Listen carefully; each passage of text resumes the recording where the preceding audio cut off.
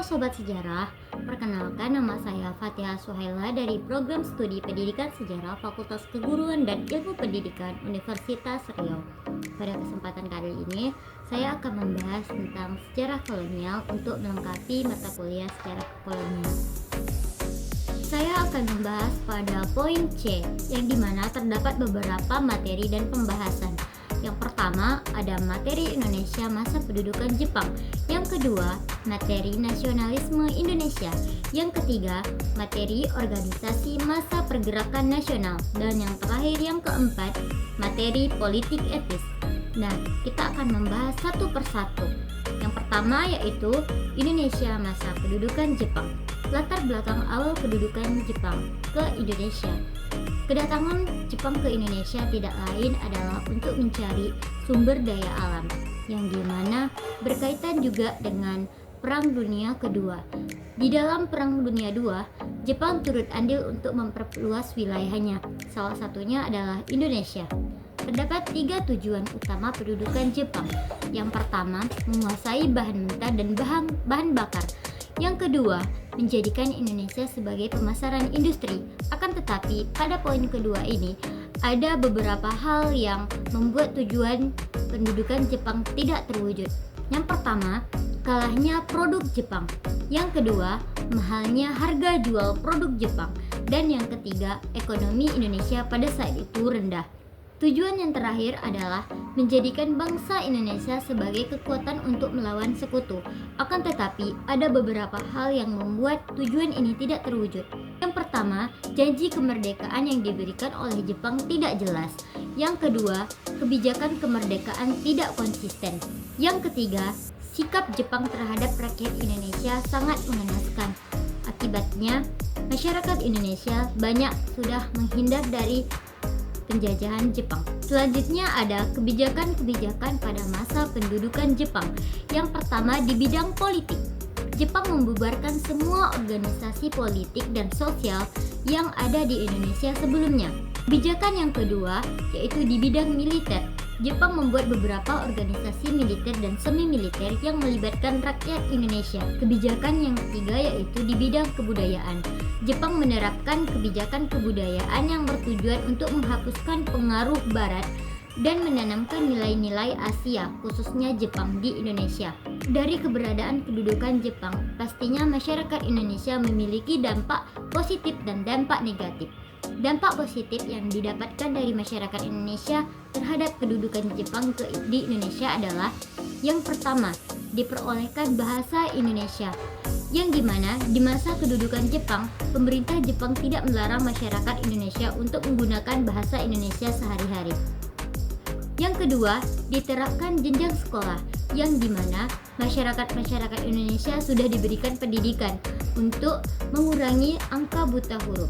Yang ketiga, masyarakat Indonesia mendapatkan latihan kemiliteran. Yang keempat, didirinya Kumiai. Yang kelima, diperkenalkannya petani line system. Dan yang terakhir, terbentuknya BPUPKI dan PPKI.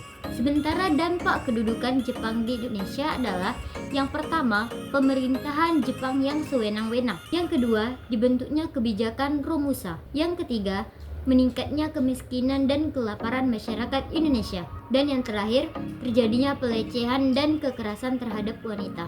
Selanjutnya, kita akan membahas materi yang kedua yaitu nasionalisme Indonesia. Ideologi adalah suatu paham atau ideologi berdasarkan rasa kebanggaan dan cinta tanah air. Rasa cinta tanah air ini akan mewujudkan kepentingan bangsa atau negara.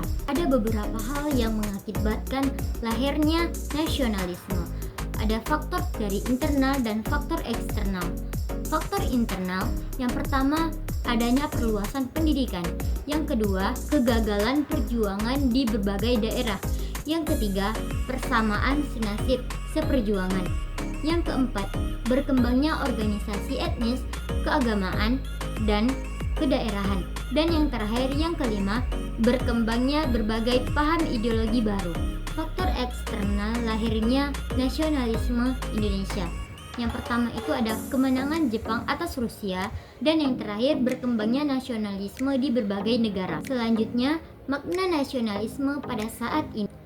Di gempuran era globalisasi pada saat ini, yang dimana informasi dan budaya asing sangat mudah diakses, nasionalisme membantu kita untuk mempertahankan kebudayaan dan tradisi sebagai identitas nilai-nilai lokal. Nasionalisme di era globalisasi saat ini penting untuk mendorong keinginan untuk membuat negara kita lebih maju lagi. Ada beberapa tokoh nasionalisme Indonesia seperti Wahidin Soedirohosodo dan Sutomo.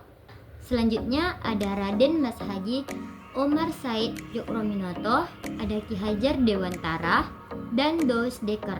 Materi selanjutnya kita akan membahas tentang organisasi masa pergerakan nasional. Ada beberapa organisasi di masa pergerakan nasional seperti Budi Utomo, Sarekat Islam, Ines Party, Perhimpunan Indonesia, Partai Nasional Indonesia, dan masih banyak lagi. Budi Utomo didirikan pada 20 Mei 1908 oleh para pelajar Stovia di Jakarta. Organisasi ini bergerak di bidang sosial dan budaya.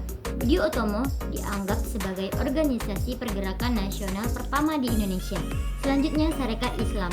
Awalnya bernama Sarekat Dagang Islam. Organisasi ini didirikan oleh Ki Haji Samanhudi yang bertujuan memperkuat persatuan perdagangan pribumi untuk bersaing dengan perdagangan asing. Yang ketiga ada Ines Party. Ines Party didirikan pada 25 Desember 1912 dengan anggaran dasar. Organisasi ini menjadikan dasar politik Indonesia. Namun pemerintahan Belanda menutupnya karena tujuan dan prinsipnya yang radikal. Yang keempat ada Perhimpunan Indonesia. Awalnya Perhimpunan Indonesia ini didirikan pada tahun 1908 dengan nama Indisvereniging. Pada tahun 1923 organisasi ini berjuang untuk kemerdekaan Indonesia dan pada tahun 1925 berubah nama menjadi Perhimpunan Indonesia. Selanjutnya ada Partai Nasional Indonesia atau PNI. PNI ini didirikan oleh Insinyur Soekarno pada 4 Juli 1927. PNI berfokus pada bidang politik, ekonomi, dan sosial. PNI menjadi salah satu partai masa terbesar dalam sejarah politik Indonesia. Yang terakhir, kita akan membahas materi tentang politik etis. Politik etis merupakan kebijakan kolonial Hindia Belanda yang berlangsung pada 4 dekade. Kebijakan ini berupa program kewajiban moral dan untuk mensejahterakan rakyat Indonesia. Politik ini juga sering disebut dengan politik balas budi. Dalam politik etis ini ada 3 program utama.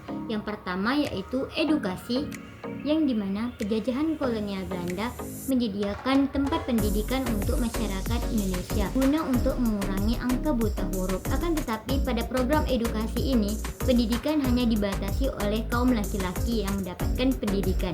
Program yang kedua yaitu irigasi, yang dimana melalui program ini pemerintah kolonial Belanda memperbaiki dan membangun sarana dan prasarana yang lebih layak untuk para petani. Dan program yang terakhir yaitu transmigrasi, yang dimana melalui program ini pemerintah kolonial Belanda melakukan pemerataan penduduk di Sumatera. Di dalam politik etis ini memiliki dampak positif dan dampak negatif. Dampak positif dari adanya politik etis adalah yang pertama, munculnya kalangan terdidik di Indonesia. Yang kedua, pembangunan infrastruktur yang lebih layak. Yang ketiga, membangun transmigrasi untuk membangun kesadaran bangsa. Dampak negatif adanya politik etis yaitu yang pertama, tidak mendapatkan pendidikan yang merata. Yang kedua, tidak memiliki hak-hak yang setara. Dan yang terakhir, transmigrasi memiliki tujuan yang lain. Ada beberapa tokoh politik etis seperti yang pertama, Edwin Douwe Dekker. Yang kedua, ada Peter Brosso. Yang ketiga, ada Konrad Todervan. Yang keempat, ada Jacques Henrich. Dan yang terakhir, ada Dr. Douwe Dekker. Sekian pembahasan dari saya. Ada 4 materi pembahasan yang sudah saya sampaikan. Semoga bermanfaat. Terlebih terkurang saya mohon maaf. Billahi taufiq wal hidayah. Wassalamualaikum warahmatullahi wabarakatuh. See you next video.